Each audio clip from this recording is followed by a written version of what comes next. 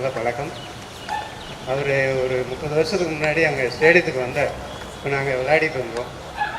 ஆனால் ஏதாவது ஒரு பசங்களை வச்சு ஏதாவது ஒரு இது பண்ணணுங்க அப்படின்னு. அப்போல்லாம் பால்லாம் ரொம்ப கம்மியாக இருக்கும். இப்போ தான் ஒவ்வொருத்தரும் ஒரு பால் வாங்கிட்டு வராங்க, அதையும் போட்டுட்டு போயிடுறாங்க. நான் கலெக்ட் பண்ணி அடுத்த நாள் கொடுத்தேன். அவ்வளோ தூரம் இப்போ கொஞ்சம் அட்வான்ஸாக போயிடுச்சு.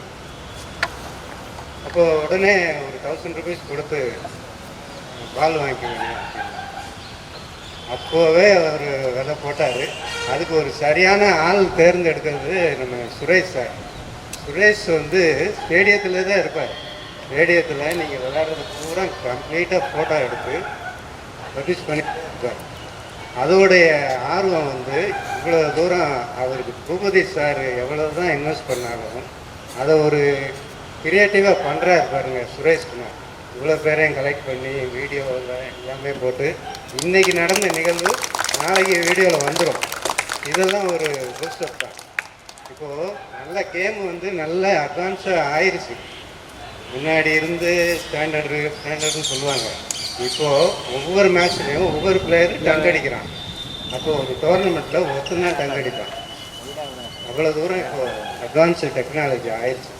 அதுக்கு நம்ம ரவு சார், அன்பு ஒரு நல்ல பிளேயர், ஸ்டாண்டிங் பிளேயர்.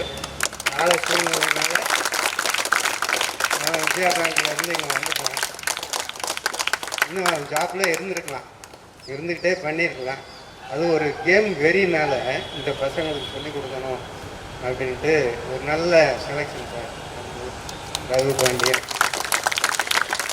சரி, அவர் இவ்வளோ இன்வெஸ்ட் பண்ணுறது தேவையே இல்லை. ஏன்னா ஒரு வெறி பாஸ்கெட் பாலுக்காக ஒரு வெறித்தனமாக எவ்வளவு நாளும் செய்யுங்கன்னு பெரிய குளத்தில் இதே மாதிரி 2 கோட் அட்ஜஸ்டன் சைடில் ஒரு மாதிரி தோப்பு ஃபுல்லாக ஒரு தோப்பு மாதிரி இருக்கும். அந்த அட்மாஸ்பியர் பார்த்தீங்கன்னா இன்றைக்கி பூரா விளாண்டுக்கிட்டே இருக்கலாம்.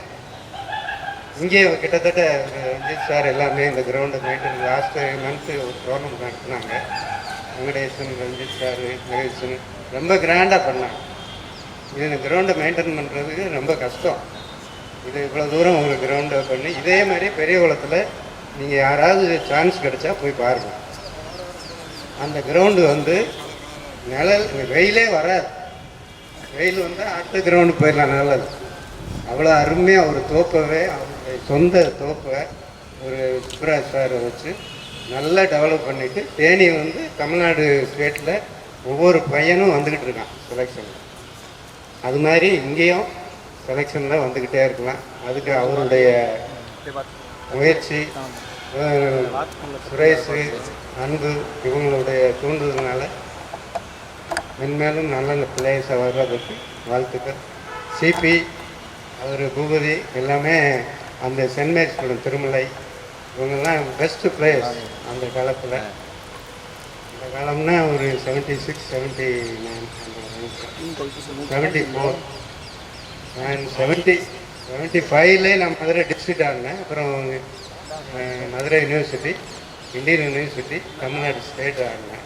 ஸ்டேட் ஆடி இப்போ இபி ரிட்டையர்ட் ஆகி பூபதி சார் வர்றாருன்னு எப்போ வருவாருன்னு சொல்லுங்கள் சுரேஷ் சொல்லிக்கிட்டே இருந்தேன். ஒரு பார்க்கணும், ஒரு 2 வருஷம் ஆச்சு அப்படின்னு சொன்னேன். அப்புறம் இன்னும் நிறையா நீங்கள் பாஸ்கெட் பால் செய்யணும் சார். அனைவருக்கும் நன்றி.